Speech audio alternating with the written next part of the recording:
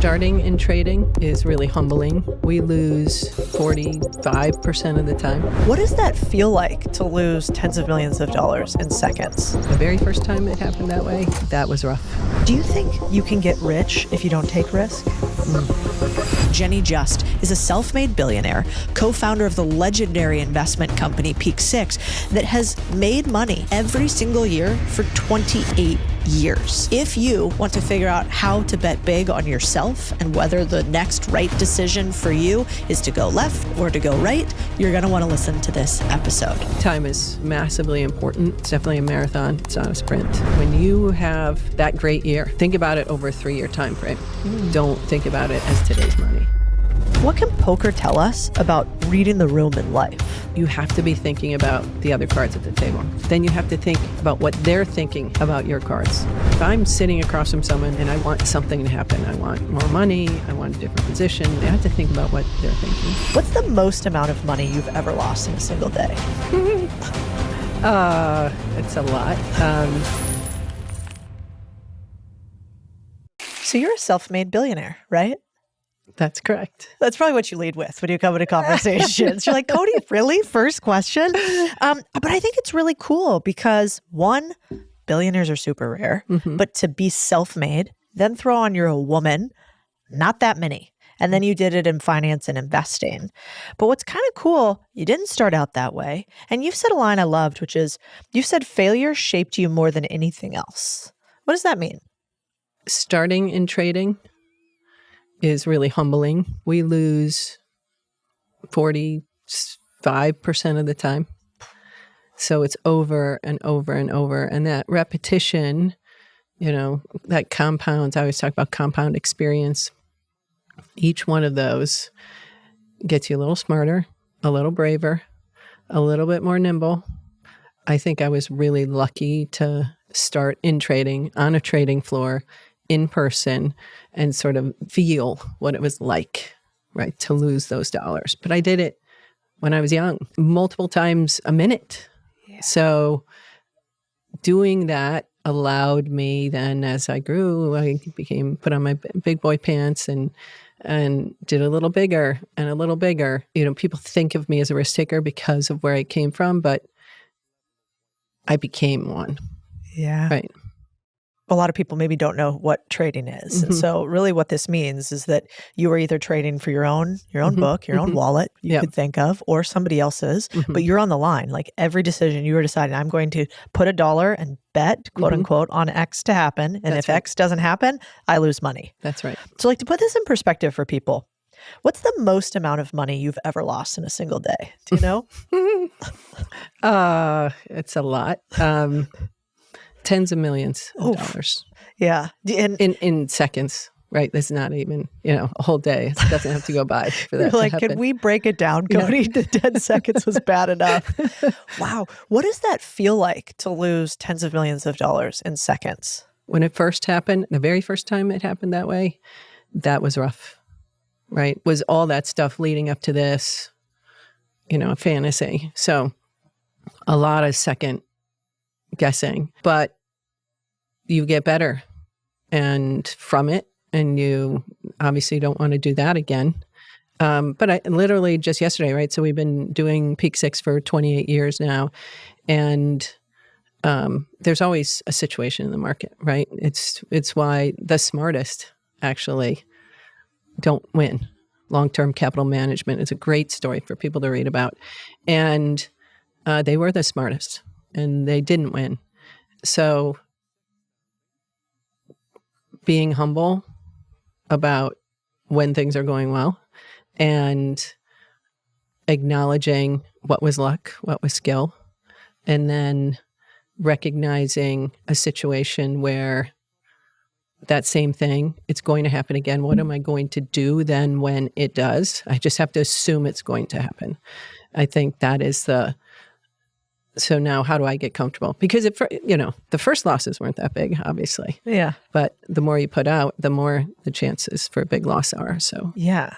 I mean, the first time, did you like when you lost a bunch of money, or you're like, I need to go to the bathroom, and then you just go get sick in the bathroom? Yeah. Or you just like, because I imagine like as you get older and better at it, those peaks and valleys, if you're going to stay in the game, if you can handle it and figure out mentally how to get through it, which I think by the end of this podcast, given everything I've read from you, we're going to help people get there, be able to manage the peaks and troughs. But I imagine in the beginning, the highs are high. You're like, bottle service at Tao on Jenny, I know what you traders did in finance. Yeah, that's right. That's right. But I imagine the lows are really low. They are. Yeah. And it's really about recognizing you don't have to have the highest high because you don't want the lowest low. And that's really hard for traders. And, we've had 28 years, never had a losing year. Let me knock on something. Wow. So, and that's really unheard of in our business. But that's also, did we have the biggest year of anybody? Probably not. But methodically reinventing ourselves and thinking about how that next market opportunity, new advances in tech, new advances in people how we're approaching the problem differently, right? Each one of those, we don't just assume that we're going to, we kind of think in 3-year cycles roughly of the next. Jenny and Matt is my co-founder, could be, in the garage, especially today with AI. So they could be there. How do we probably have to, it's been 3-year cycles. We probably have to shrink that cycle down, but a lot is possible with very few people these days. What does it take to not lose money for 28 years in investing?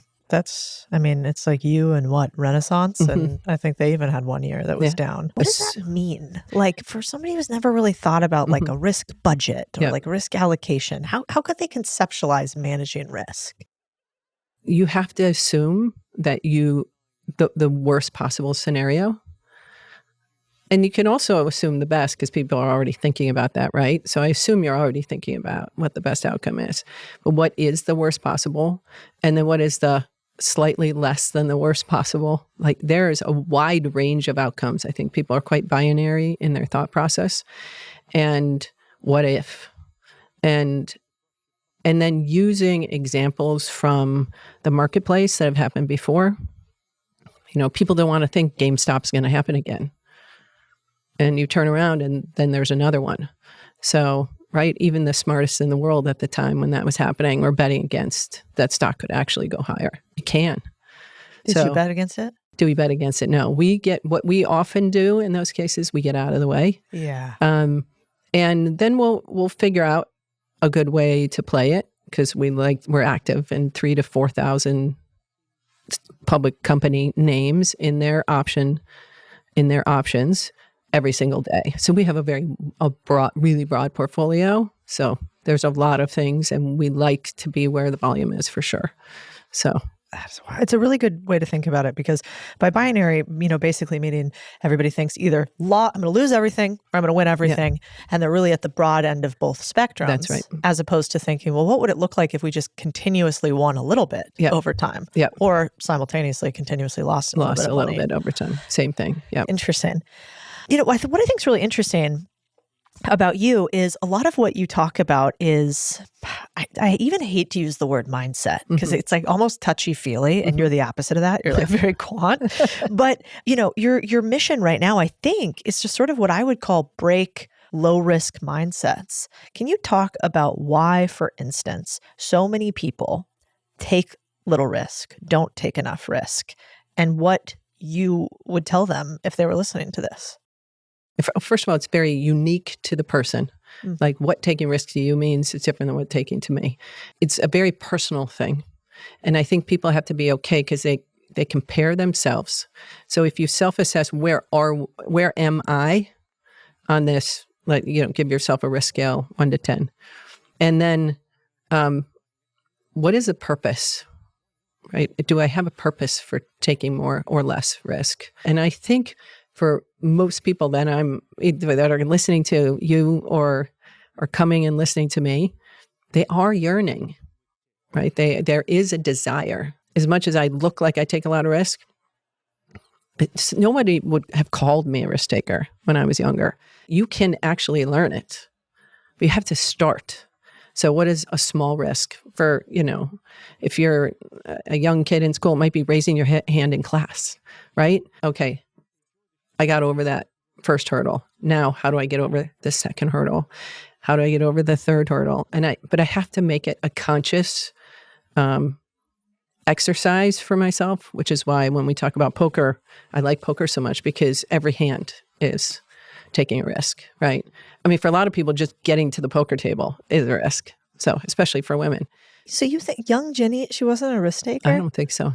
Was she tough? She was tough. Yeah. She definitely was tough. I grew up with 4 brothers. Oh, yeah. Not a lot fazed me. You know, I went down to the trading floor and, you know, it's a sea of men. And the first day, a gentleman came up to me and said, "Don't worry, I'll protect you." A guy on our team. And I was like, "From what?" You know, I was looking around a sea of dudes. Yeah. But, yeah, so that, that was the good fortune, I think, that I had, that I didn't let the outside get in the way. I was always a high achiever in school, but I did what I was told. I didn't sort of go on my own and take risk per se. Do you think that most people understand the risk level that they are? Like, is that just, it seems sort of nebulous in some ways. It's like a hard concept to wrap your hands around. Yeah, we've been talking about building sort of a risk tool. Like a framework? Yeah, a framework, because just putting a stake in the ground somewhere, do most people understand? I think if they really were vulnerable with themselves, they do. And I think for people who call themselves risk taker, they also know there's another level. And by the way, risk doesn't have to mean jumping out of a plane. It doesn't have to be betting all your money, right? It just has to mean taking more risk than you are today. You know, I was always looking, you know, in my rear view mirror when we were building our company and when we were winning. I was like, when's the loss going to come, right? And so I didn't want to take that next risk. Hiring our 10th person, I was like, no way are we ever having more than 10 people. So like that was a really big risk to me. And so like I contextualize all the time what I do. Can I take more risks than I do today? Yes. I mean, when we've been just recently, right, in the last couple of years investing in AI, like how big and where and right. And it's, you know, it's another level for us. I have a funny story really quick. Yeah. This one, I love this because I said no to Jamie Dimon. So we had a plan A, and 28 years later, we've never done our plan A. We were trying to get a bank to be our partner to do over-the-counter equity derivatives. That's what we left to go do. That's what we did when we left O'Connor. And it was taking forever. And in the meantime, we started Plan B, which is a business that's been around for 28 years now. But it's not that we didn't want this other business to happen, but it was going on and on. We'd hired some people to work on it while we were focused over here. And Jamie Dimon was at First Chicago at the time. And so we got to the 11th hour with him, and it was dragging. So this is 1999. And right, we don't have our phones, or I had a little calendar on my desk, and I circled the date. And I was like, if we don't have an answer by this date, we're out. And they just didn't have an answer yet, right? And we called. We said, we're out. So. I bet Jamie doesn't get told no very many times. No. Yeah. Well, for sure, less so today than then. But that is a hack right there. This is totally unrelated kind of, but like I'm divorced and remarried happily. Mm-hmm. But my first marriage, like we just couldn't figure it out, and it was not good. And I put a date on the calendar. Yeah. Same thing. And I was like, we will either work through this and we will or if it doesn't come to the table in the way that we need to, this is the out date. Yeah. And I remember when the date came up, I was like, what am I going to do? Not keep my word to myself? Right. Like that's a pretty important word. Yeah. And I think when you do it, the first time you do something like that, it's definitely motivating and it's inspiring. You're like, all right, I did what I said. And because it's time, right? That's a ways out. You don't know how you're going to feel or think or anything about that. Obviously, you have the luxury of changing your mind if you want. But by sticking to it, definitely changed my trajectory. Well, you inspired me. Right now, actually, we do like, our members do like $300 million in small business transactions a year. Nice. And we have some banking relationships, but I want one deep banking relationship. And when I tell you, working with these SBA banks, what the piecemeal nonsense they want to do, where you can't actually see through to who bought, the business. And they're like, well, why don't you email us when they, close? I'm like, we have 100 million eyeballs a month. Right. We're doing more transactions in cumulative than some quarters you are. Yeah. That doesn't work. Yeah. And I think I need to put a calendar on the date to say, if we don't do it by this date, I'm going to buy a bank. Right. And then I'm going to have no partners. Yep. And it's another example of an industry that is so outdated for small business. It is so hard. That I'm like, fine, I could buy one. Yeah. And so, all right. Now, next time you talk to me, if I don't either have the partnership I want or have bought a bank, you have to yell at me. There you go. Which is annoying. I don't know if you were like this, but my mom, like when I was growing up, she would always say like, she was worried about risk, actually. Risk was bad. And I think if you were to ask her, she would still kind of think risk's a 4-letter word, just like the rest of them. For sure. And why would you do something that takes more risk? And, I think she's a woman. My family, she was a school teacher. She really wanted things that were quote unquote guaranteed. Yeah. And I'm wondering, you think that there is maybe this one skill or even a game that can help women break out of that? You want to talk about what it is? I've been a quiet person for 24 years. I was a quiet person until I learned the game of poker. And I didn't necessarily have to be out there for our companies. But I have been trying to help women accomplish more what they want to do, which for me, it was clearly taking risk around money was like the biggest inhibitor. And when I saw poker, it was the closest thing I've seen to the training I got as an options trader, right? Because people aren't just going to become options traders. And first of all, there's not that many in the world, men or women. And I'm going to go study options trading is unrealistic, I think. Playing a card game, however, is not. And the irony of the whole thing is, our firm is filled with poker players. In the financial world, you see them all the time. And I just ignored the game because only the guys were playing, first of all. I thought it was a waste of time. And little did I know, there's a little secret. They've been doing it for literally hundreds of years. And so I'll just tell the backstory real quick. So my daughter was 14 at the time. So it was in 2019. Playing a tennis match, losing. Her dad was a college athlete, frustrated. She's losing to someone she looks like she should be able to beat. And comes home and sort of chirps, to me, because he doesn't want to her, and says, she may as well be hitting against a wall. She doesn't realize she's playing against someone who is thinking and strategizing. She needs to learn to play poker. And he was more of a blackjack guy. And I just thought he was being ridiculous, and I walked away. And like 2 weeks later, I was like, should I teach my 14-year-old daughter to play poker? And then, of course, that annoyed me because I would never have said that. I have 3 sons as well. I've never said that about them. And by the way, they already knew how to play because they all just seemingly figure it out, And so I did an experiment, right? What does a good entrepreneur do? And 10 girls, 10 moms. And it's the only reason I'm sitting here, honestly. So the transformation in those girls from lesson 1, literally 4 1-hour lessons, to lesson 4 was like literally the skies opened. It was so extraordinary. Now that at the time was really all about confidence. That's what I saw. But as we proceed to move forward, actually was going right into COVID. I was like, well, we'll do more of this. We had like 3 states, 17 clubs, something like that. And this is all about being in person. We, months in, we're like, I guess it's not about being in person anymore. So we better figure this thing out. So we actually go to Peak 6 employees, a few thousand employees. So we want to teach your daughters and your sisters and your nieces. And the women were like, it's so good for them. Why aren't we learning? And I was like, great idea. So we start doing it on Zoom, of course.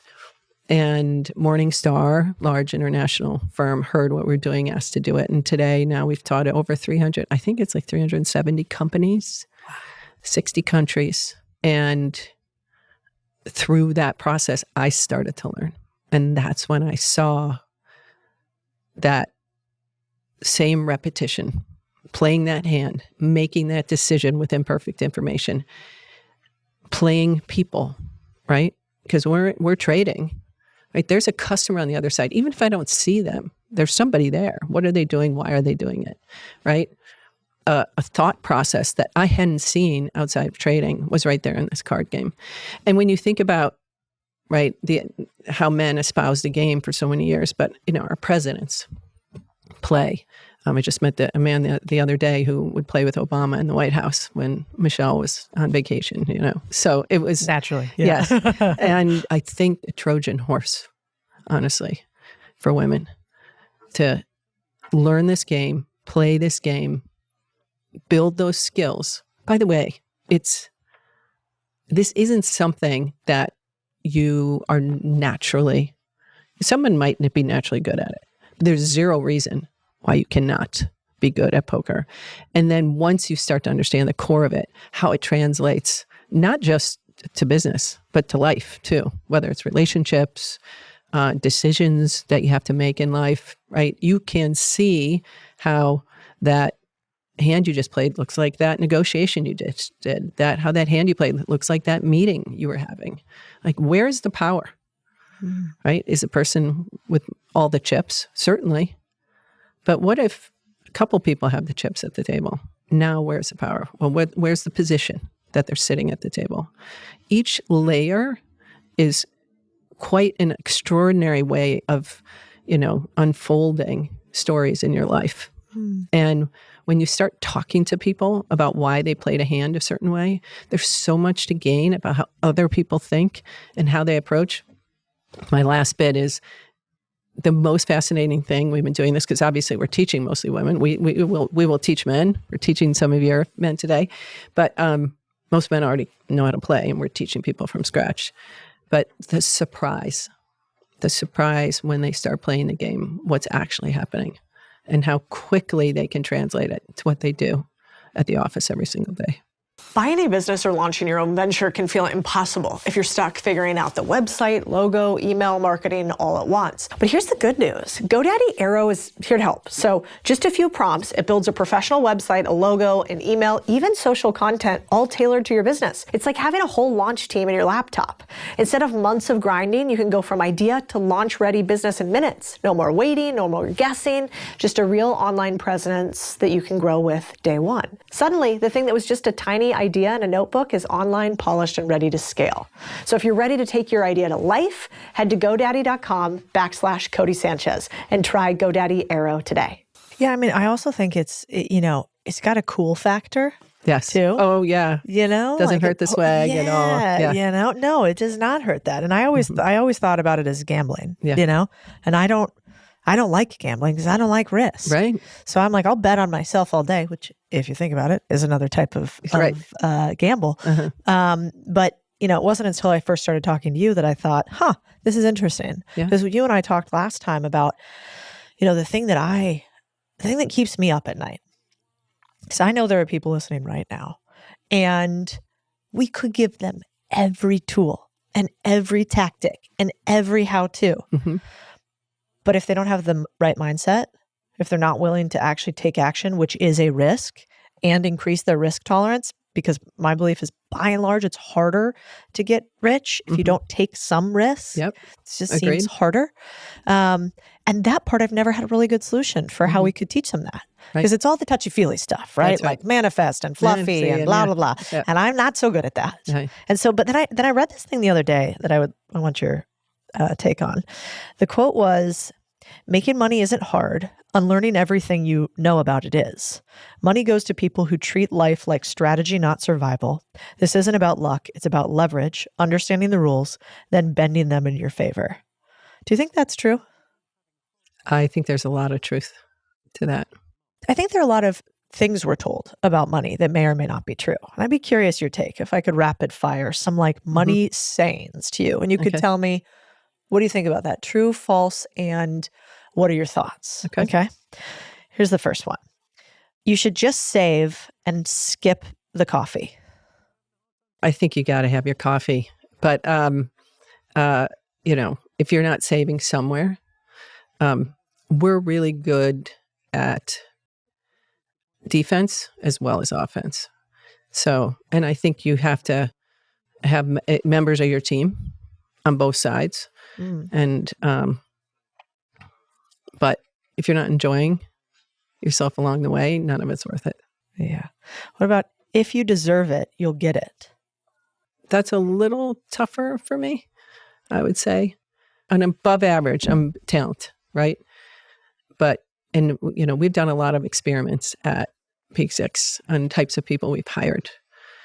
And maybe deserve is the same as the hard worker. I'm not sure. I don't hear it that way, but the hardest working people are the people that have succeeded on our team, and people stay because they know they're rewarded for working their butt off. And the version of them that comes, right? It's not the most obvious person. I think Peak Six has done a really good job of bringing, a wide range, including a lot of females, more than anybody else in the market in terms of capital allocators. People are actually making decisions around money. Yep. We kill them. And, honestly, I think one of the reasons why we succeeded is because I brought a different viewpoint. You have to remember, this is 1997. Like, for my co-founder to choose a female, that wildly unheard of. Well, there's very few to pick from to begin with. Did I deserve it? Right? I worked my ass off. Yeah, I like it. Yeah, I was watching a video the other day and it was like, I just want you to keep repeating, like, I will be rich. I deserve to be rich. So I was like, we're going to need to add a few steps to this process because I don't think it's not going to get you there. Who can say it the most? Yeah, I was like, a lot of conviction, the young woman had. But then I saw it had 1.5 million views. Mm-hmm. And I sat there thinking, oh man, sometimes we've got to ask ourselves, are the people that we're listening to the ones who have actually done the thing that we're trying to get? Right. That's why I think it's interesting when people who have made a lot of money, had a lot of success, are willing to talk about it. Mm-hmm. It's not that common. Right. Like, does it still feel weird for you to talk about, like, when people call you a billionaire, are you like, it feels weird. Awkward. Yeah, it feels awkward. It's weird. But I also know, like, to represent, like, it's important. Totally. So... yeah. You know what's crazy? We've had 3 female billionaires in here in the last week. Wow. Is that crazy? Because there's not very many. So then I was like, what's our percentage? We got a high swing ratio here. That's pretty good. I was like, this is pretty good. What do you think about be patient? Wealth comes with time. For sure. Time is massively important. It's definitely a marathon. It's not a sprint. I do think there are, moments that are not exactly that, right? Unexpected days, we make a lot more money than we should have.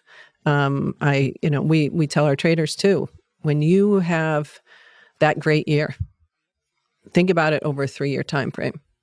Don't think about it as today's money, right? We don't want, because traders can be like athletes in many ways, way too much money at too young of an age. And we're really proud that people tend to stay a really long time with us, and being a role model who's conservative around spending, right? Yeah. We're really also super conscientious there, maybe too much so. We've definitely been criticized for that in the past. Like, we're watching the pennies too closely. I'm just like, well, if you don't want me to watch your pennies, I won't, but I'm going to watch mine. So... What you said you do a lot of experiments at Peak Six. Mm-hmm. What are some experiments you do with your employees or to determine strategies? Because it does seem like you're a very systems-oriented thinker. Yeah, we are. Well, we like to know what is working. It's really hard to discern, what actually it is. I'll give you this. This is a fun example.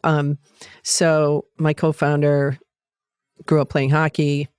6 years in, we got married, as an FYI. So I know him very well. And, but always interested in the NHL. And so when the opportunity was there to potentially, be part of a team, we were looking at it. At the time, so let's call it, early 2000s, there were like 6 guys talking about hockey statistics on the internet, And he was one of them. But they're all really bright.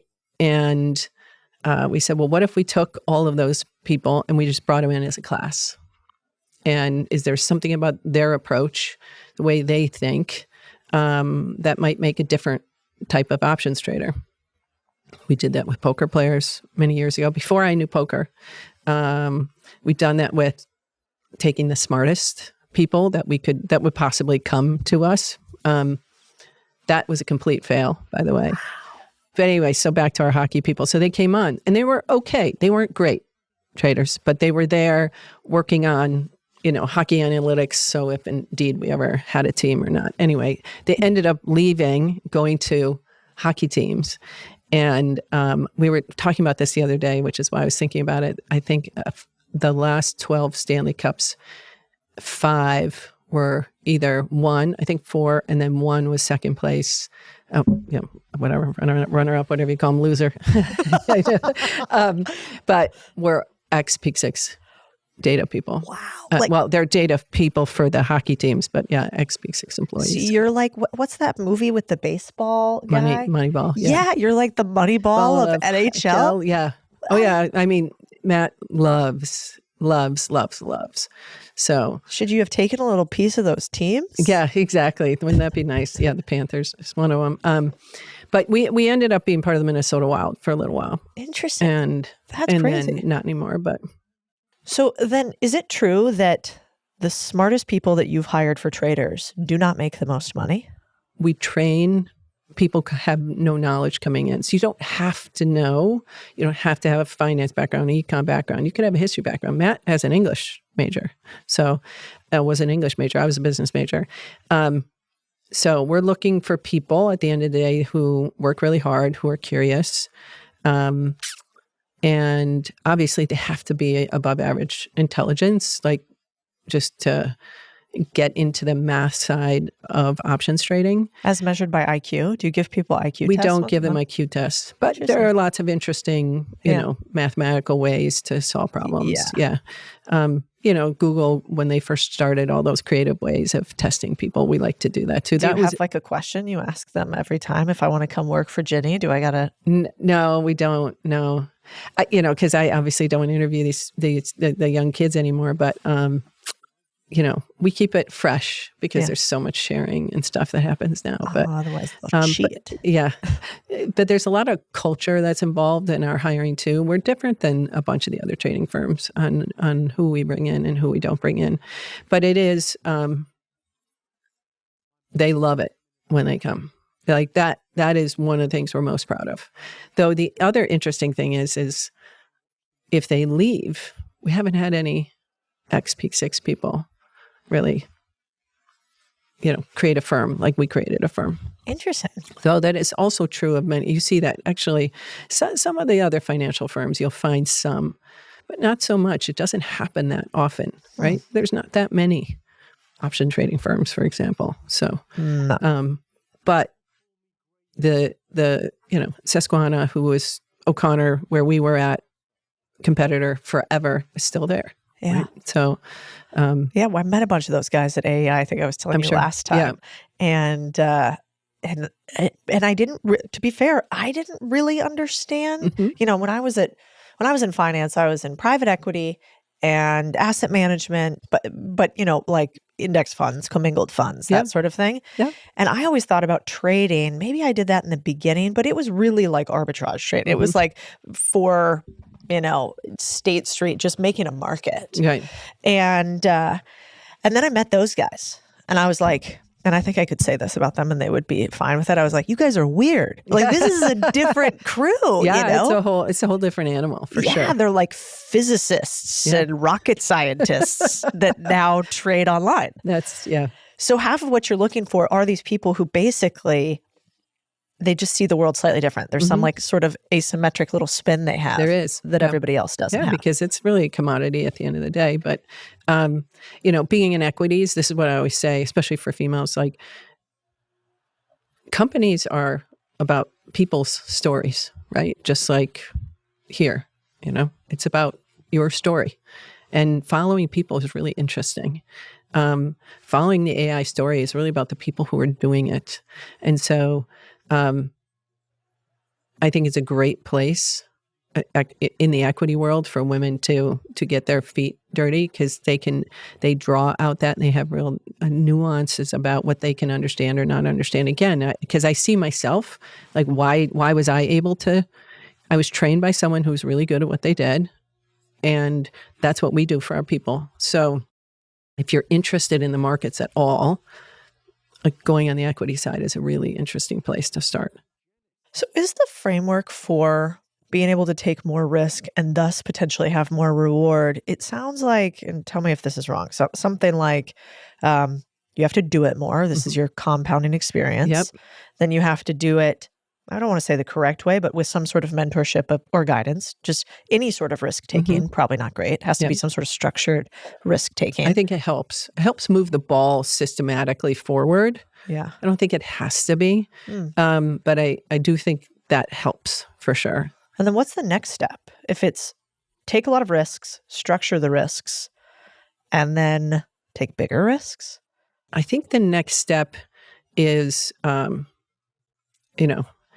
there's this idea of risk management that I'm doing.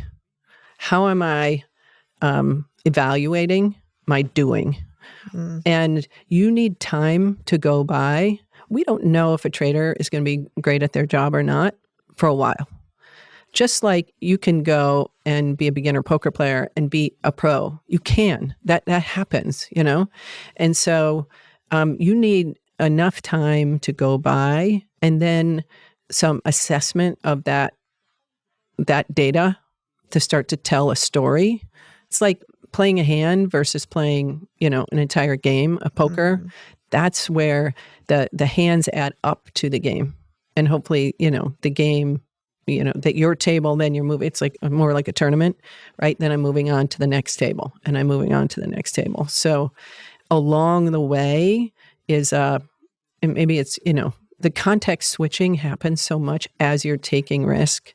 You open yourself, like your aperture opens up so much that your regrouping becomes more important, not less important. Like, as we take more risk in AI, I make sure we step back and say, okay, is that really what we meant to do? Because all of a sudden we're in so deep. It's the same thing. Like, I'm on the turn. I'm on that fourth card that comes out on the table, and I've got a lot of money in this thing. The one thing as a trader you do, you go home at night, you mark to market everything. If I had to start tomorrow, would I do exactly what I'm doing today? And if I didn't, and if I shouldn't, and I should pivot, I got to get out. I got to get out of that hand in some way. And some things you can't get out of, obviously. It's one thing to fold a poker hands, and another thing to get out of a business or a business line or something along those lines. But the reassessment, the loop, right? You don't have to go all the way back to the beginning. Once, you're on 10 times of doing this, you're going back to 5, and you're reassessing the 5 to 10 because you got better. You went to a different level, 1 to 5, then you went to 5 to 10, right? And you're going to come back and reassess, I think there's no stopping learning.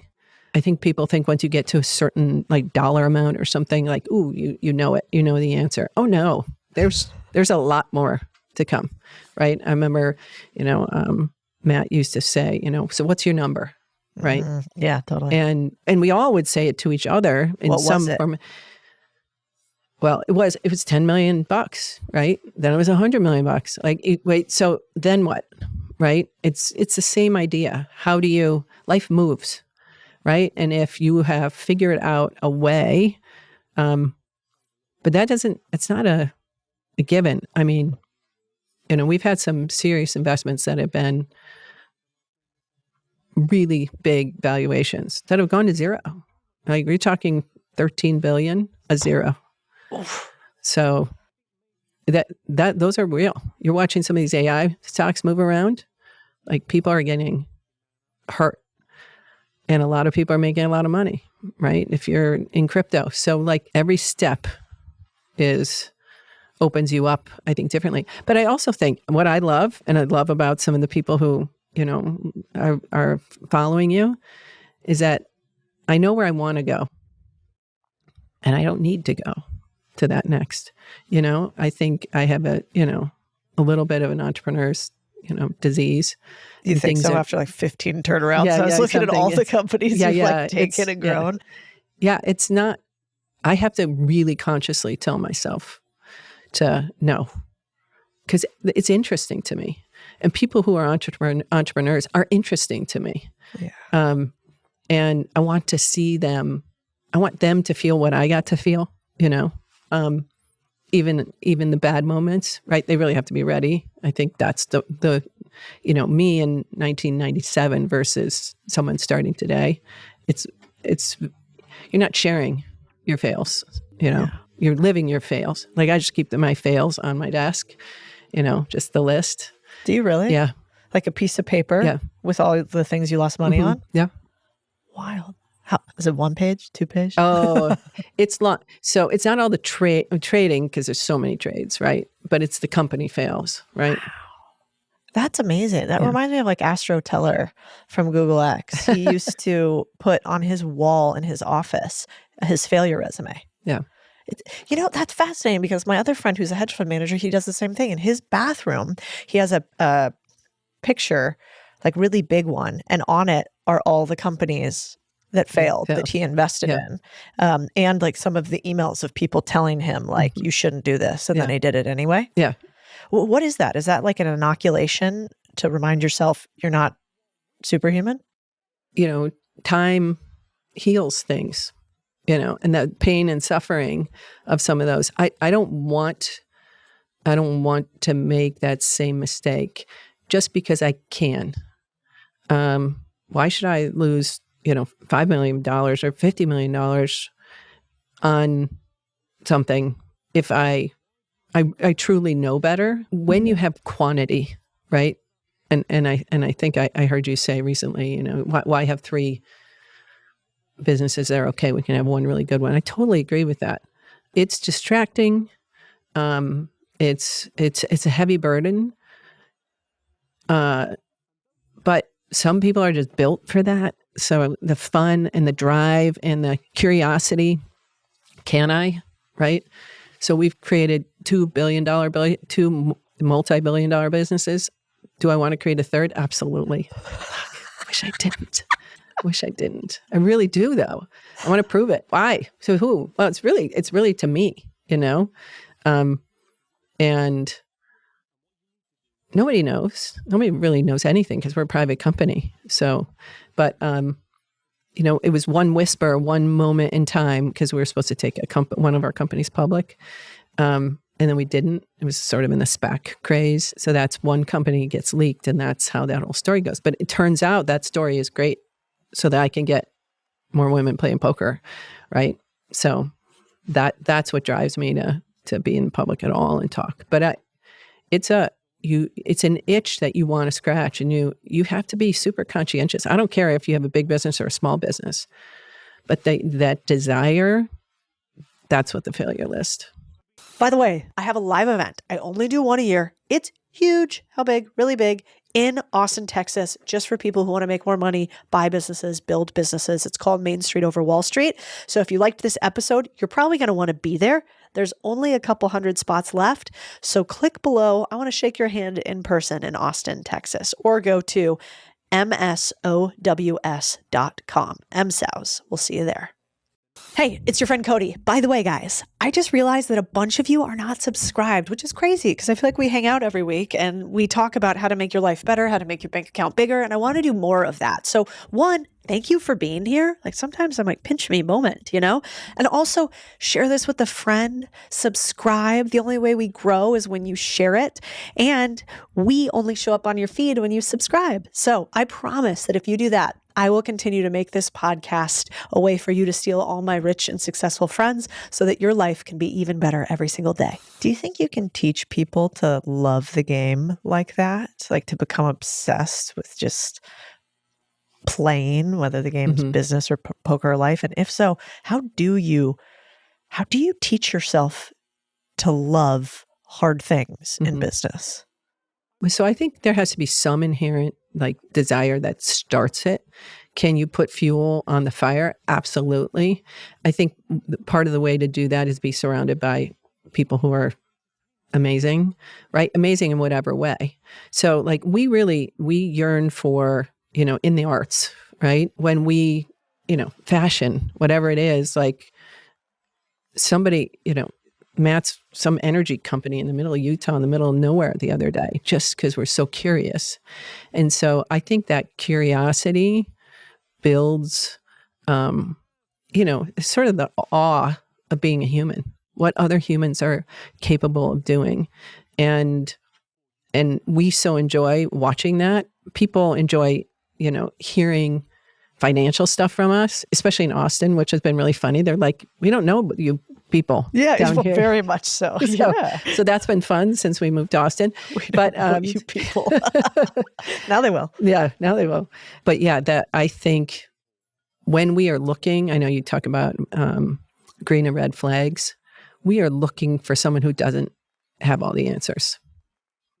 We are looking for someone who's curious and wants to figure them out. Because I think it's inherently drawing ideas. We do this a lot. Like our very first piece of technology was because I went into a Wendy's, and which is funny. And whenever I say that, I'm like, why was I eating at Wendy's? But anyway. You look like you frequent the place. Right, exactly. But literally there was someone there taking the order, and then there was, it used to be that big boulder of a screen was in the corner, and maybe you don't remember that, but I do. And someone was doing the fries, and, we used to laugh, you're the fry guy, but that was our tech we built. And because how were we going to, as a couple people in a room, going to manage, because you have to be broad enough in your trading, right? It's not like we're Goldman Sachs and we have flow, right? We're just two people in a room. So we have to get a broad enough portfolio for this thing to make sense. But eventually it was Walgreens, it was Walmart. Like we created an inventory management system for options trading. And nobody had talked about that before. We literally had off-the-shelf models where everybody was like, the smartest people were creating the best models themselves. Whereas we just bought. So we just approach the problem differently. How do you do that? I think by being curious about the world, being curious about learning new things and abstract or angular to what you normally do. What companies have you invested in or built or turned around that you're really proud of, but you don't talk about a lot? Because you have a lot of them. Like, are there a couple that you're like, you know what, we did this thing and nobody even knows? I think there's a lot of pride in turning anything that's like hemorrhaging into not hemorrhaging. Like there's a lot of pride just in that. There's a lot of pride in helping the people who put their heart and soul into it to not feel like they caused a calamity and were really part of something that worked. It just needed some small tweaks. I think there probably isn't there. I think there's probably more that I'm pretty tough. I'm not the one to pat on the back very often. I think there's a lot more that I think we could have done a lot more for. Ultimately, there are people who are behind these things, right? That I wanted some other outcome, right? Yeah. There's more fails than there are successes. But even ideas we had that we, thought could be interesting. We were either cocky or stupid or, we just didn't really understand it so much. We've entered the insurtech space, which is fascinating. I didn't think anything was older than sort of like the way the financial world, the meat and the pipes of the financial system work. Oh no, yeah, just go into the insurance side of it. And it's a whole nother. But that doesn't mean people want to change. Yeah. And so those are the things where I just, the weight of the world on like, I know we can. Does anybody care? Right? And I'm trying to bring a team along to care with us and be different and approach solving the world differently. But, They're big industries. That's what I think also why I get the entrepreneurial itch, because there are, these smaller businesses that you can continue to do that give amazing opportunity for a small team of people that you don't have to take on that massive world. Unfortunately, we're sort of in that space. So, but yeah, I think you're big now. So yeah, you can't get the same thing out of like $1 million laundromat. You know? No. I don't know. Maybe you never know. You never know where it might show up. It's funny though, because one of my partners, he talks a lot about those types of businesses, and he and I would always talk about them, and so I'm fascinated by it. I think there's an incredible amount of opportunity, in sort of cycles. I think we're in a really good one right now with AI to help you sort of leverage it faster, like unique opportunities that come along. And what does that mean? Whether it's either just helping you on the marketing side, or it's helping you on the research side, or just helping you execute the bones of getting a company off the ground, which is always more burdensome than people think it is. Yeah. But you have all those, the tools in your toolkit just got fucking awesome. That's amazing, because I think a lot of people are really scared about AI right now. They're like not as optimistic. Maybe the builders, people who really understand tech, are like, oh my God, every day I almost can't keep up with the new things. But what would you say to somebody who right now is like, I'm super scared of AI. I actually think it's going to take over and make me irrelevant. Yeah. Wildly important that you get your hands dirty. Right. So, for Poker Power, we're building tools all the time for our app, for marketing reasons, et cetera. I'm like, I'm going to get in there and build the tool myself. Right. So what are you using? What are we coding with? Well, all Claude code. Okay. But you ever use Replit too? I have not, but I've heard of it. Yeah, but I think it's really important. Like, who cares that it doesn't go anywhere? It helps in so many different ways, from how to think about solving the problem to how to get a thought into the world in some form or fashion, to, at a minimum, having communication with somebody else or technologist who knows. So I think getting your hands dirty. And you can't mess it up. You can't mess it up. Which is super cool. Yeah. And by the way, everybody else is getting their hands dirty now too. They're not experts. Yes, there's some technologists. We're not trying to compete with those people, right? There's 98% of the world who's just like you. So we talked a little bit about poker, but if business is a poker game, what are the deadliest tells in entrepreneurship? What do we have to watch out for that we are signaling to other people as entrepreneurs? I think entrepreneurs, that their biggest tell is their overexcitement about the possibility. And so they have a great hand. I'm just not playing, because I don't believe. So, or I might play strongly against them, meaning I might exit. So, and we see that a lot, because we do see a lot of newbies that do come in. We're happy to think and listen and hopefully mentor a little bit, but nothing can go wrong. And it's like, I don't know, that flush might come out and all you have is two pairs. So, and they're just not cognizant. Yeah. Just a little naivete, I could say. How do you flip that around? So if you are really excited, what do you need to do to temper that? Is it having plans A, B, and C? Is it being honest about the risks? How would we get Jenny on board? If I'm like, I'm an entrepreneur, I want to do something with Jenny. I want to show her how great I am, but also show her what a smart thinker I am. Yeah. There's a bunch of things. We always say there's like sort of not a formula. It's more like a picture. I think that they have to be aggressive on the offensive opportunity. They do. But if they can't address anything defensively, and or they cannot, they have not shown where they have failed in the past, or acknowledgement of failure in some form or fashion, whether it's in this product or somewhere else, I think those become definite red flags for us. I want to know, like, you're going to conquer the world, but I also want to know how you're going to methodically get from A to B to C. So I think a lot of times it's really important as an entrepreneur to understand what's happening in the room around you. Like context is super important, not only in, running a business, but let's just say there's somebody listening and they want to get promoted, or they want to do better in their job, or they want somebody to take them more seriously. What can poker tell us about reading the room in life? What cues? Yeah, so this one I love only because it's so relevant. The context, right? We talk about levels of thinking. So if you're just thinking about your cards, you might get lucky. You have to be thinking about the other cards at the table. Then you have to think about what they're thinking about your cards, right? So if I'm sitting across from someone and I want something to happen, I want more money, I want a different position, I want a different challenge, I want something, I have to think about what they're thinking. And I have to think about what they're thinking about, if it's my boss, the rest of my team, I have to think about what they're thinking about, what they owe to their boss, right? I have to literally set the table in full color as opposed to black and white. And that's where we get messed up. It's like, I would love to give you more money, but did you hear? Were you at that meeting over there?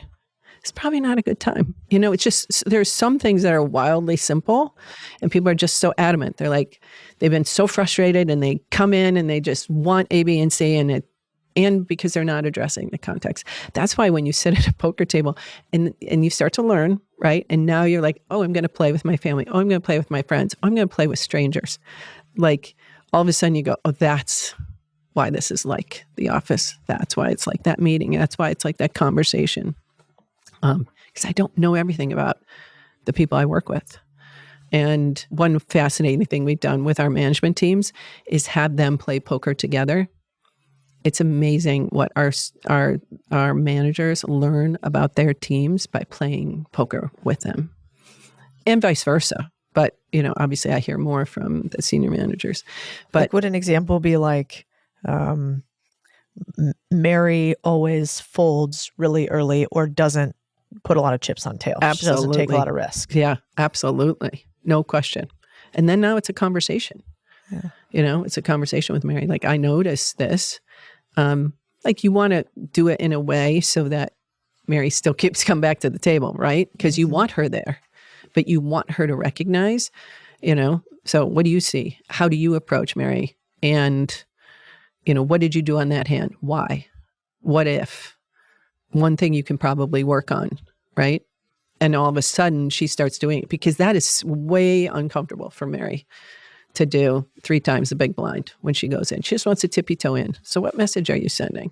And they start to learn. This is where the self-assessment starts to come in and go, oh, wow, I didn't realize. So to wrap up, if let's say there's a woman listening out there right now, and she knows, like you said, her gut, she knows that she's not taking the right level of risk that she wants to in her life. She is a little scared. She's not sure what to do next. And, she might not have even understood all the things that we talked about today. Mm-hmm. Like, what would you tell her? Hey, if you want to level up your life next, and if you want to change your mindset about risk and your capability, what advice would you give her?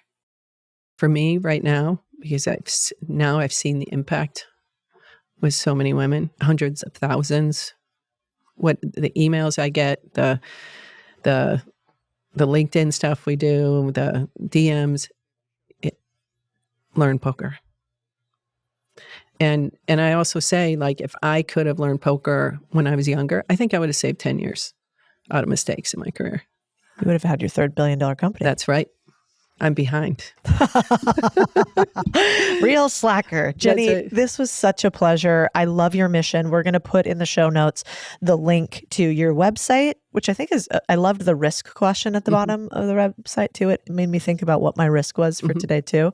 And then also about Peak 6, and then also, most importantly, Poker Power, where they can go and learn more about how to play poker. Now, I think you were working on an app last time I talked to you. Is that out now? Yeah, the app is out. Poker Power Play. Okay. That exists. So we teach people in person. We teach them virtually.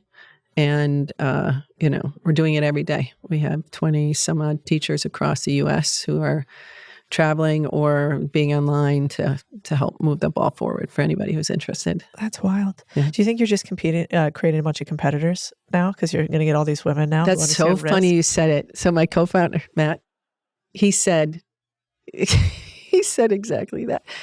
You literally like 1 hour ago. And he's like, that would be a pure joy for us to be able to do that. I love that. Yeah. I think most people don't understand that, like, at your level of the game, I imagine, you want to keep winning, you want to keep building, but it's also something bigger. Yeah. It's like, what are you going to do? Take all the jets to the grave? No, I got to leave some behind. Jenny, Right. thank you so much for being here. Much.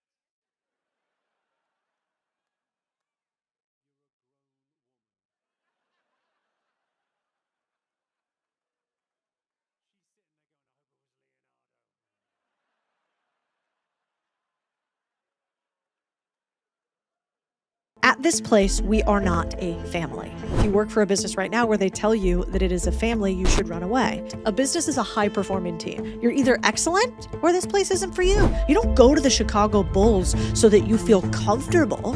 You don't go play on Kobe's Laker team so that you can do whatever you want and you don't have to get any fucking feedback. Competition is fucking fun, you guys.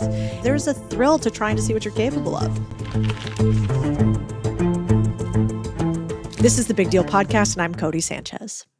Today, we're going to talk about how to get on winning teams, how to run winning teams, and we're going to talk about what it takes to actually have the life that you want, because you can't get very far by yourself.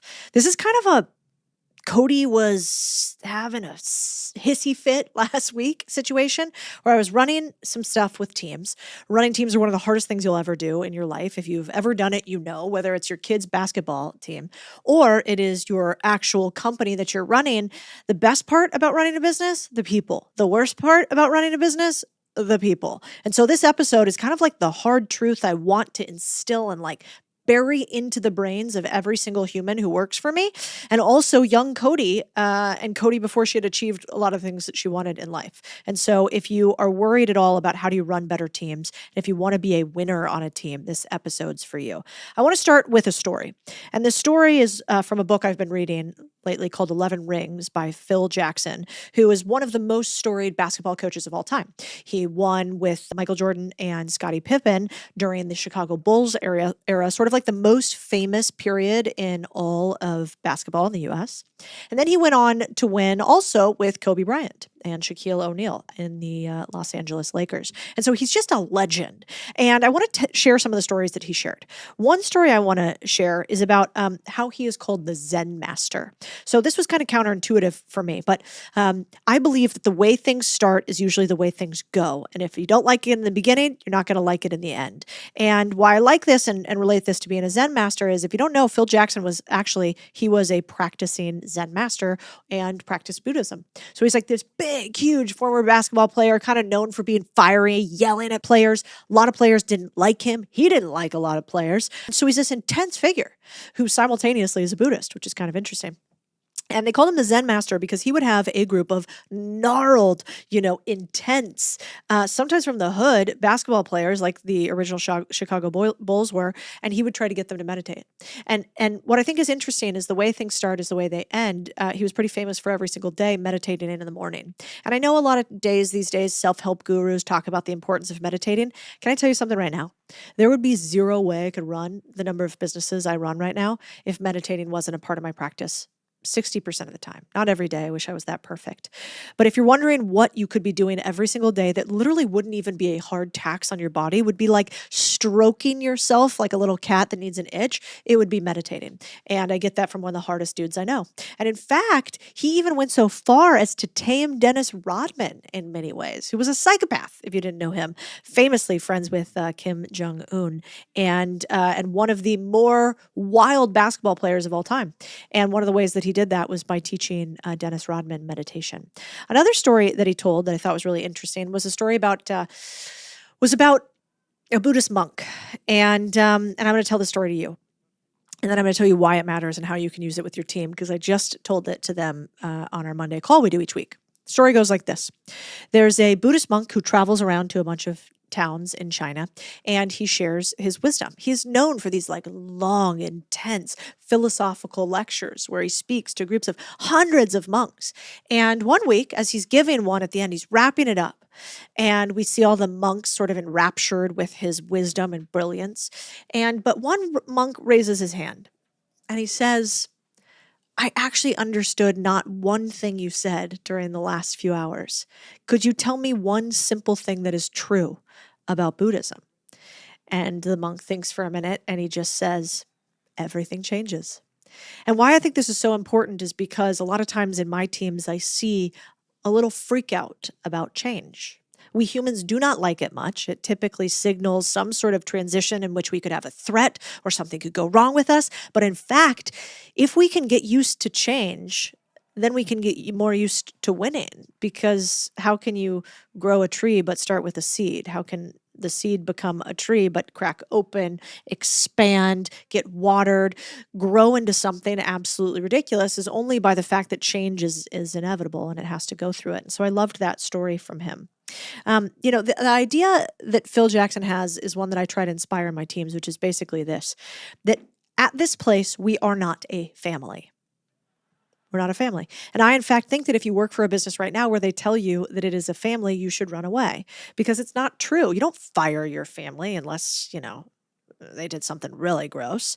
You don't yell at your family in a performance review and tell them that they're not meeting company expectations and give a scorecard to grandma. You're just like, okay, grandma, she says inappropriate shit every time she gets a little ginned up. Okay, fine.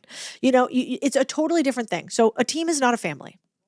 A business is not a family. What is it? A business is a high-performing team. At my companies, we run fast and we grow, and we're some of the fastest companies in our sectors because we operate like the Chicago Bulls. The idea is you're either excellent or this place isn't for you. And hey, no problem. Not everybody wants excellence, and that's okay. You can go do non-excellence just about anywhere else in the country. But if you are one of those crazy motherfuckers that can't sleep for the want of becoming a better human, that wants to wring out the capability you have within you, that wants to make as much money as possible, create things that matter in the world, and actually do it with a group of other people who are just as good as you, then you want to work at my companies. And that's what we say. You don't go to the Chicago Bulls so that you feel comfortable. You don't go play on Kobe's Laker team so that you can do whatever you want and you don't have to get any fucking feedback. You go on those teams because you're like, I am the best in the world and I will win at this championship. And if you don't want to win, you go play in the B leagues. You have a beer club. Like, that's fine. Nobody's saying that you have to do that. This is a self-selected process. But I think we should be honest about the fact that the best businesses are like teams. You trade players when they don't fit anymore. They trade you when they want a different salary or a different geography. You guys hope that you make each other better. You take care of each other. You exit in the right way. You have good and constructive feedback, and you have really harsh conversations. But you don't expect to be tied together for life. If you are tied together for life, that's a partnership, and that's something a little bit different. And only a few of the people that you work with through time will actually become partners. My old boss, Jim Bowen, used to call it people who would travel through time with. The only people that got partnership, aka equity at that company, were people who traveled through time together. And that, I think, is very true. The other thing that I wish I realized earlier about teams and being a winner is this. Look up the history. Do you think Scottie Pippen, one of the best basketball players of all time, and Michael Jordan, arguably the best basketball player of all time, you think they got along the whole time they were at the Chicago Bulls? Well, actually, if you looked at, all of the posters and the paraphernalia, you might think, yeah, they look like best buddies. He's always feeding him the ball. They're like the two biggest names. They built this huge team. But actually, they hated each other many times. They rubbed against each other the wrong way. They had massive friction. They disagreed. They pushed each other because the truth of the matter is iron sharpens iron. And I think the other thing we have to realize that we've totally lost in this world today, I don't really know why, but we've lost the ability to have really difficult conversations with people and to say, you really want to go there? You actually want to have this conversation? Do you think you're on the right side? And push back. And have the other person push back too. And the truth of it is, you can push back on two people as long as you're excellent. It stops becoming so interesting when you're not excellent. Then you're just cantankerous. But if you're actually trying to better the team, if you're trying to get better yourself, then that's exactly what you should be doing. And we should be okay with a little bit of creative friction on teams. In fact, if you're running a team right now in the business sense, one of the most important things that I've realized is you have to have built-in incentive friction on your teams. So think about this. In basketball, some players are defenders, right? And some people are offense. So some people are going to try to score a basket and some people are trying to stop the other team from scoring a basket. They are inherently at odds. The defenders want to make sure that it's super hard for anybody to make mistakes. The offense wants to make sure that they can push, they can score, they can shoot the ball, they can let the ball out of their hands and shoot it at a net and maybe miss it and maybe have the other side get it. Now, inherently, that's not the same thing, and it's the same in business. You need to have people who are saying, I want revenue here. Drive revenue, drive revenue, drive revenue. But if you allow the person who drives revenue to also control quality at your business, does that always work? And the answer is no. I mean, we made a big mistake the other day with one of our companies. we actually had a big email list, and content used to contain that email list, and the email list then moved to marketing. And marketing used the email list as a revenue driver, as they should. That's what marketing does. But content was sort of asleep at the wheel and not realizing that, oh, wait a second, we should be protecting this asset. This is a product. You can't use this to squeeze an email list for revenue. Do you see the inherent tension?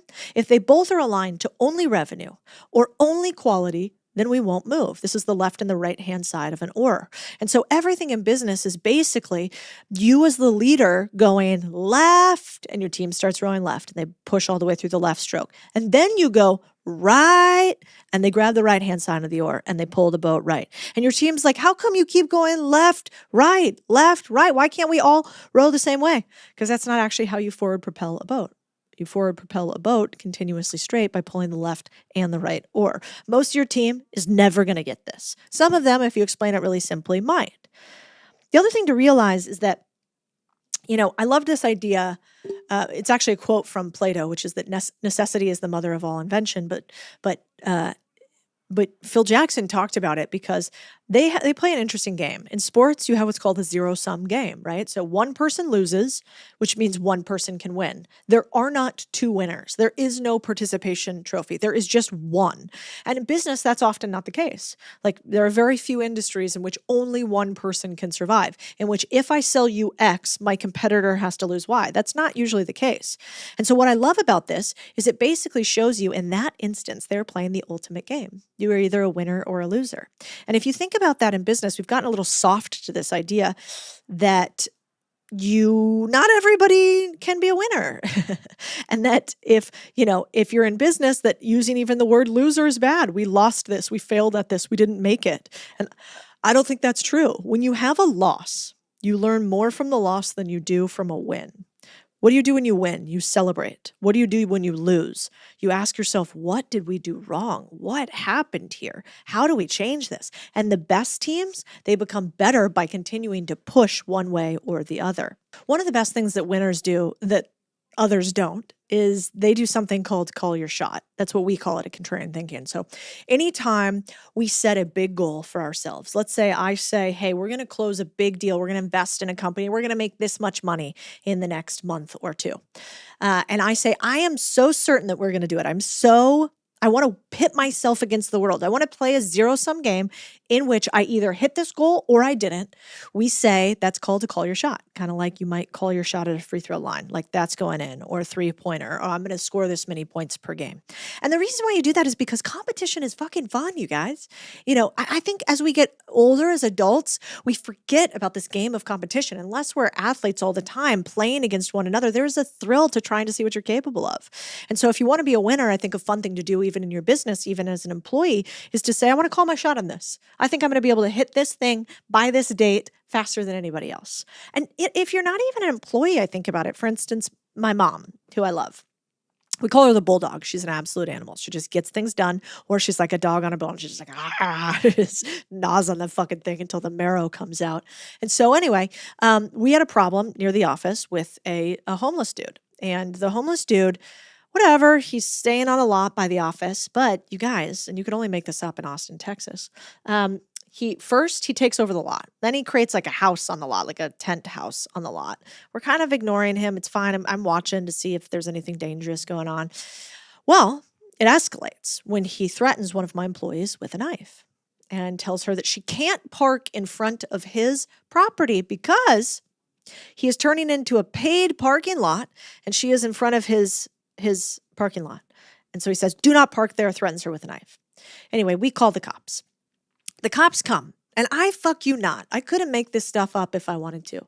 The cops come, and they talk to my husband, and they tell him that they can't do anything because the guy says that she was parking in front of his ingress-egress.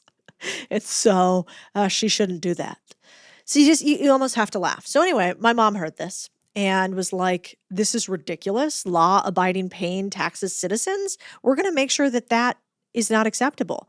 And so what does she do? She like works the problem. And she says, we're going to finalize this to make sure all of your people are safe. And we're going to do it in the next 30 days. And lo and behold, I get a phone call today and she does it. And so I don't want you to think this is just related to business. Call your shot in life. You might surprise yourself at what you're capable of. And then the cool part is you might actually do it. And it could be a small thing or it could be a big thing. The last thing on Phil Jackson I want to close with is that he has a great saying. So let's say that 2024 was not your year. Team hasn't done what you wanted to do. Your business hasn't. Your life hasn't gone the way that you want it to go. He says, do you want to know the best way to not win this year? It's to do what you did last year. And it's so simple, except so often we keep repeating the exact same habits, routines, people we hang out with from one year to the other. And so if everything changes is the mantra we know to be true, then we've got to make sure that we change alongside it, because the only thing that we know will kill us for certain is in a world in which everything is evolving. If we stand still, what are we actually doing? We're atrophying. Physics tells us this. There is no such thing as stasis. You cannot stand still. Even right now, if I wasn't moving, I would be breathing, blood would be pumping, atoms in my body would be moving around. There is no such thing as standing still. So if you are not moving, you are actually doing what? You're atrophying. You're starting to die. And I remember that a lot in business. That's why you have to set bigger goals every single year, because if you think, hey, let's just keep the business exactly like this, well, what do we know? I don't know, inflation increased by anywhere from 3 to 10%. More competitors come on board, so they come at us. Maybe our product is old, and so the product needs a little bit of zhuzhing up because it's not as relevant anymore. Maybe AI has crept in some way. So if we aren't evolving, we are dying. And if you do the same things this year that you did last year, you're not going to make it. And I think that's a hard truth. Okay, let's do a few stats here to show you that I think I'm right, and we'll see if the data backs this up. So Harvard psychology professor Dr. Richard Hackman actually found that when a team was called a family, it reduces constructive conflict and challenge and lowers the profits of the business. He also found that often it increases employee disengagement, which is problematic because Gallup already says that 70% of employees are disengaged in the workplace, largely due to what? Why are they disengaged? Do they not make enough money? Do they not like their boss? Do you know what the two main reasons are?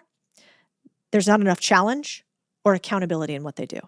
It's actually just that we're all these little monkeys that we're like, we want the banana. When we touch the red, button, feed us. When we touch the green one and we're not supposed to, don't feed us. We want to know that our work matters. We want to know we're going to get compensated when we do the right thing. And we want to know that somebody's watching one way or another. Otherwise, why are we here every single day with you guys at work when we could be with our family? And I think that's why. In the trust factor study, Meister and Green actually saw that too much safety in the workplace actually breeds complacency and inhibits performance. So when you give too much trust, when you don't push, what happens? It actually means that you don't perform as well, which I think we know this to be true, but it's always helpful when the data backs it up.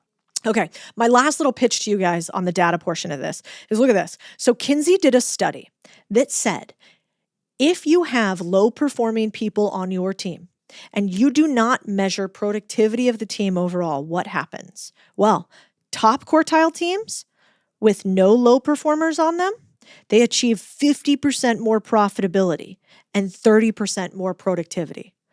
So when you don't have underperformers on your team, no shock kind of, but when you actually have accountability with those top performers, you make 50% more money and you're 30% more productive. So holding your team accountable makes you more money. I think that makes perfect sense. Another thing that I want to talk about is this idea of attrition. So a lot of times people will say, well, do companies have a lot of people that rotate through them? And that could be a bad thing. And they're right, that could be a bad thing. But it's actually not always a bad thing. Let me explain this. So we see in a bunch of data from Forbes and Harvard that companies with strong performance-driven culture actually have higher rates of employee turnover, so more people leave, but it often represents people finding the right place for them. So this self-selection, aka, hey, this actually isn't a right fit for me at this company because I want to do X or I want to do Y or I don't work this hard, actually allows you to continuously right-size the team as opposed to have bloat. I mean, have you guys seen the government lately, right? We've got billions of dollars cut from the government in 1 week. How does that happen? There's zero accountability in that place. Guess what else? Government employees are the least satisfied with their job. They also are the least likely to get fired. And yet, they are spending all of our taxpayer dollars. Why? Because there's no accountability and there's no performance basis for being in the government. In fact, and I would know because my husband worked in the government for a long time, a lot of times there's not even hierarchical structures. So you don't even have a direct boss. You don't have KPIs, key performance indicators. You don't have a specific thing that you have to hit, otherwise you might get fired. And that, it turns out, is really bad for teams, obviously bad for us as taxpayers, and bad for us as individuals, even though it might sound nice to not get micromanaged all the time. Okay, one other thought here. I found this fascinating Forbes study that actually shows that companies that embrace a performance-driven culture and quote-unquote tough love attract higher performing talent and grow at a faster rate than those that focus on retention at all costs. So you would actually make more money, probably be happier, have a better and more profitable team if you gave constructive feedback, if you held people accountable, and even if you had higher turnover. Fascinating.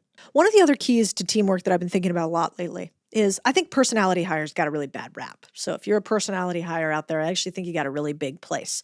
There are a lot of reasons why you need a team that is completely different. Let's take the Lakers, for instance. If you go back to Kobe Bryant, he was supposedly really hard to work with. I mean, rest in peace.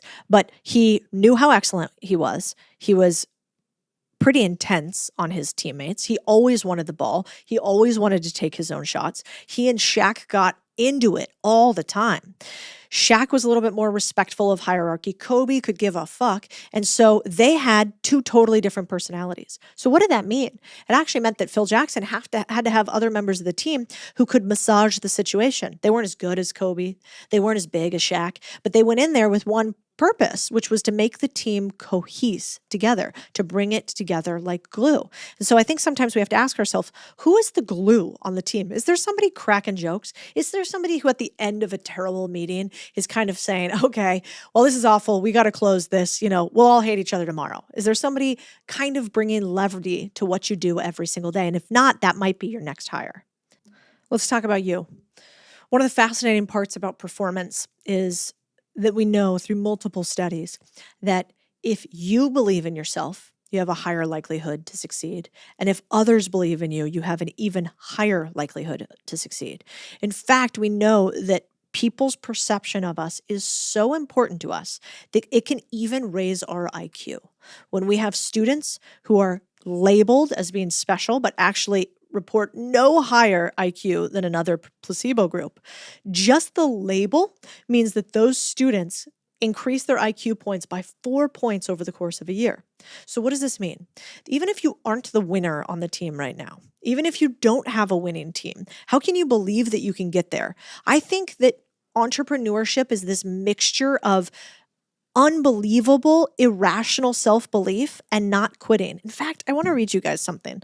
This was in my diary the other day, and I'm going to read it to you. Okay. I was writing this on a moment where I was recalling back what it was like early on in being an entrepreneur and how hard it is. And I wrote this. The most brutal and quiet battle you'll ever have to wage is to create the life you want. It's not just the doing it, it's keeping the irrational self-belief that you can, believing even when all proof says you won't and you have no success to show for it.